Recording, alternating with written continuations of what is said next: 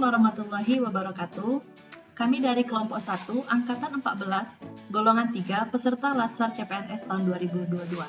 Dalam kesempatan ini, kami mewawancarai 3 narasumber yang berbeda terkait dengan wawasan kebangsaan dan nilai-nilai bela negara. Yuk kita simak video berikut ini. Kami dari kelompok 2, Latsar 2022 mengenai beberapa ini tentang bagaimana pentingnya wawasan kebangsaan di dalam kehidupan bangsa kita saat ini, khususnya generasi muda terkait dengan isu-isu kontemporer bangsa kita saat ini. Iya, kalau saya secara pribadi sih memandangnya ada beberapa hal yang penting. Ya. Bagaimanapun sampai Republik ini berdiri, wawasan kebangsaan itu penting. Bahkan sangat penting. Kenapa? Pertama, bahwa kita tidak ingin bangsa ini, negara ini hancur. Gitu, ya. Kita tidak inginkan itu. Yang kedua, bagaimana negara ini eksis di kemudian hari, itu bakal diukur dari wawasan kebangsaan. Wawasan kebangsaan itu kan bisa didefinisikan sebagai apa ya?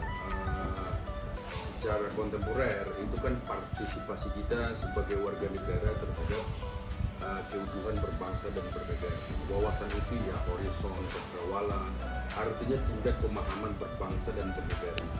Nah, saya kira setiap warga negara Indonesia yang tinggal di Indonesia, ya baik sebagai warga negara Indonesia maupun tidak, itu harus memahami bahwa wawasan kebangsaan itu penting untuk menjamin kelangsungan bangsa Indonesia di masa yang akan datang. Nah, itu penting saya kira. Ya. Nah, kalau misalkan merujuk kepada pertanyaan bagaimanakah kondisi wawasan kebangsaan kita pada saat ini, gitu ya.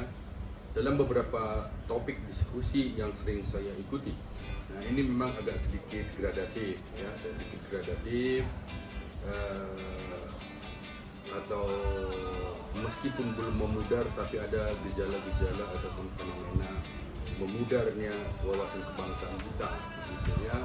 Contoh misalnya ada beberapa kelompok yang mengutamakan bukan sebagai wawasan berbangsa, entah itu agama, entah itu etnis dan lain-lain, gitu ya. Boleh saja seperti itu, tapi simbol-simbol wawasan kebangsaan, Pancasila, Undang-Undang Dasar 45, Garuda, Pancasila dan lain-lain itu harus tetap yang tertinggi, karena bagaimanapun kita berada di lingkup negara kesatuan Republik Indonesia. Maka ini yang harus ditumbuhkan, gitu ya, dikembangkan terus menerus. Itu yang kedua. Yang ketiga misalnya, ada banyak tema yang menyebutkan bahwa Pancasila, Undang-Undang Dasar 45 ini adalah objek yang paling banyak diperbincangkan, tapi sulit untuk diimplementasikan. Dalam beberapa kasus memang kita bisa melihat, karena banyak kita lihat juga aparatur sipil negara tidak hafal dengan Undang-Undang Dasar 45, proklamasi, terus juga tidak ingat sila-sila daripada Pancasila, juga tidak bisa menyanyikan lagu kebangsaan Indonesia Raya. Belum lagi kita menyoal tentang batang tubuh daripada Undang-Undang Dasar 45, ada berapa kali amandemen dan lain-lain segala macam. Juga lagu-lagu perjuangan, gitu ya. Nah ini memang persoalan yang krusial. Ini persoalan yang krusial, gitu ya. Tapi saya kira dibanding indikator-indikator yang lain, gitu ya, pemahaman kebangsaan itu harus tetap dipelihara, gitu ya. Nah kita melihat misalnya di skop nasional ada BPIP, ya, yang memasyarakatkan Pancasila mungkin sebagai manifestasi daripada wawasan kebangsaan, ketahanan Nusantara yang dulu itu selalu diwariskan itu melalui penataran keempat. Hari ini sudah ada semenjak reformasi tahun 98.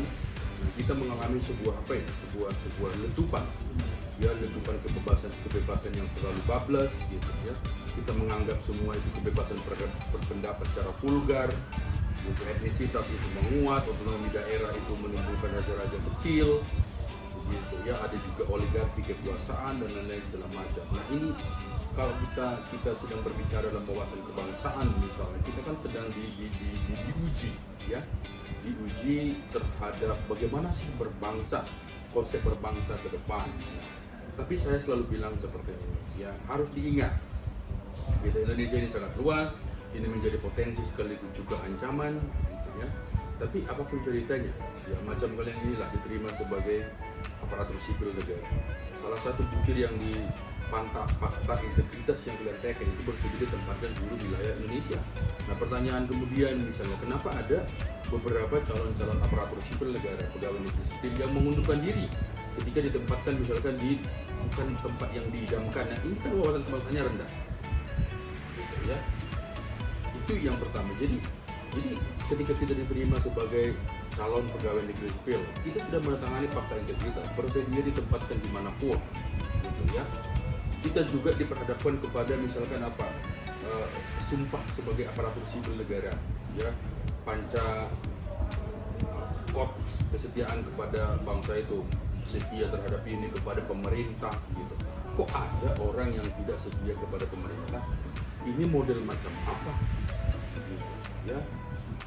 Harus kita lihat misalnya spesifik kalau ini kan penguasa ini kan periodikal, akan berganti, gitu, akan berganti. Nah ada masanya. Nah ini kan harus dipahami juga. Ya. Jadi tidak boleh misalnya kita itu mengingkari sumpah jabatan sebagai Korps Pegawai Negeri Republik Indonesia, Korpri. Itu sudah disebabkan ada 5 itu sumpahnya, janjinya. Maka itu harus kita emban. Ini juga salah satu daripada wawasan kebangsaan. Gitu. Itu sudah setia dan taat kepada Pancasila dan Undang-Undang 45. Setia dan taat ini kepada sumpah jabatan dan rahasia negara dan rahasia jabatan. Gitu. Kenapa ada orang itu misalnya sebagai pejabat itu mengorbitkan hasil rapat muka umum yang sebenarnya tidak boleh disampaikan, gitu. Karena itu menyangkut kepada halayak banyak, gitu, ya. Nah ini mereka tidak setia kepada pemerintah, bangsa dan negara, gitu ya. Ya kalian misalnya calon-calon sebagai dosen di Unimed, pastilah kampus ini kampus negeri, gitu ya, mengabdi kepada negara. Kita ini menjadi pegawai pemerintah di bawah Kemendikbudristek, gitu. Kita adalah pegawai pemerintah pusat. Nah, kita harus mengabdi kepada negara. Tidak ada cerita lain, gitu. Kita juga dihidupi oleh negara, gitu. Masa ada sih pegawai negeri misalnya itu tidak setia kepada bangsa dan negara, padahal dia makan dari negara. Ini contoh konkret. Gitu. Ya kalau tidak suka dengan pemerintah, tidak suka dengan Indonesia, tidak suka dengan PNS, gitu. Ya silakan keluar. Jangan menjadi parasit dan menodai banyak orang dengan jabatan yang kita punya. Kalau saya sih memahaminya seperti itu. Ya saya masih cinta Republik ini dan mungkin Jan Rison juga dulu menjadi mahasiswa saya di sejarah itu. Selalu saya bilang gitu. Kalau kita secara singkat saya bilang bagaimana Indonesia cukup luas, maka potensinya juga cukup luas. Kita jalan naik pesawat terbang selama 7 sampai 9 jam ke arah timur, kita masih sampai di Papua. Kita terbang dari Medan selama 7 sampai 9 jam ke arah baratnya lagi, kita sudah sampai di Arab Saudi. Begitulah luasnya Indonesia ini. Jadi siapapun pemimpin itu harus membutuhkan wawasan kebangsaan yang bagus, ya. Selalu itu presiden kita juga bilang, yang menteri kita juga bilang, seluruh aparatur sipil pejabat di negeri ini bilang bahwa ada 713 suku bangsa di sini, ada kelompok-kelompok kepercayaan, ada etnis, ada yang semuanya itu berbeda secara identitas etnis, gitu ya, secara etnisitas. Setelah ini gimana? Kita nggak bisa mengingkari ini bahwa Indonesia itu sudah terlahir negara yang plural society, ya, multicultural society.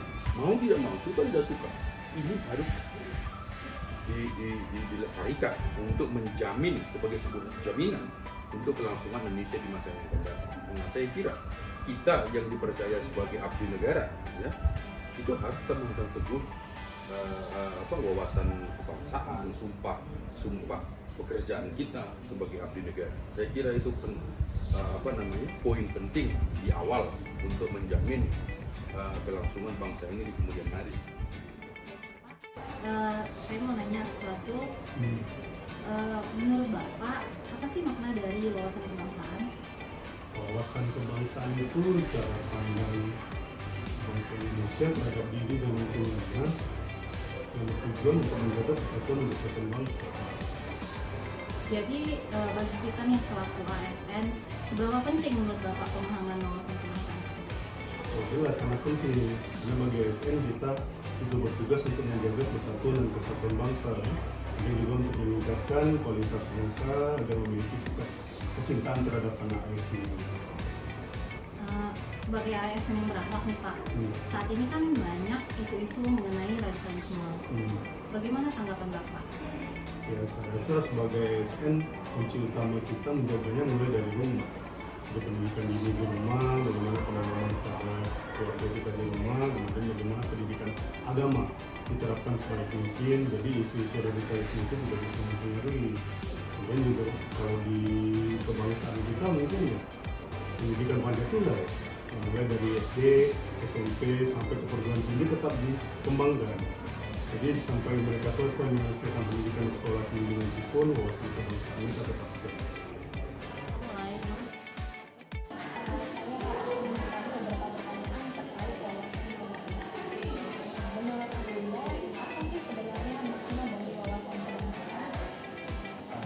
Kalau menurut saya, wawasan kebangsaan merupakan pengetahuan terkait cara pandang bangsa terhadap diri dan lingkungan yang bertujuan menjaga persatuan dan keutuhan bangsa Indonesia. Lalu sebagai seorang mahasiswa, kira-kira seberapa penting Anda memahami atau mengetahui pemahaman terkait wawasan kebangsaan? Menurut saya sangat penting ya untuk menjaga persatuan bangsa, untuk meningkatkan kualitas bangsa agar memiliki sikap cita terhadap tanah air.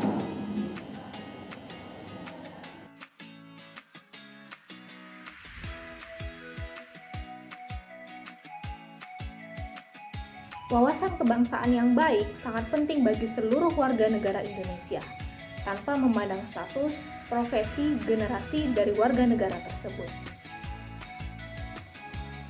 Tujuan dari wawasan kebangsaan ini adalah untuk meningkatkan kualitas bangsa, sehingga memiliki sikap nasionalisme, patriotisme sebagai landasan dalam menjaga persatuan bangsa. Pemahaman dan pengamalan Pancasila yang baik merupakan akar pembentukan karakter warga negara untuk menangkal ancaman, gangguan, hambatan, dan tantangan yang dapat mengganggu ketentraman Indonesia. Cara yang dapat dilakukan oleh berbagai lapisan lini masyarakat melalui profesi yang dijalaninya dalam membela negara. Dalam hal berorientasi pelayanan, kita sebagai ASN tidak boleh bersikap diskriminatif. Sebagai ASN, kita merupakan garda terdepan dalam menumbuh kembangkan rasa cinta tanah air. NKRI sangat pantas kita perjuangkan dan kita bela demi keberlangsungan bangsa ini. Berbagai ancaman dan gangguan serta hambatan bukan menjadi penghalang bagi kita untuk mempertahankan negara ini.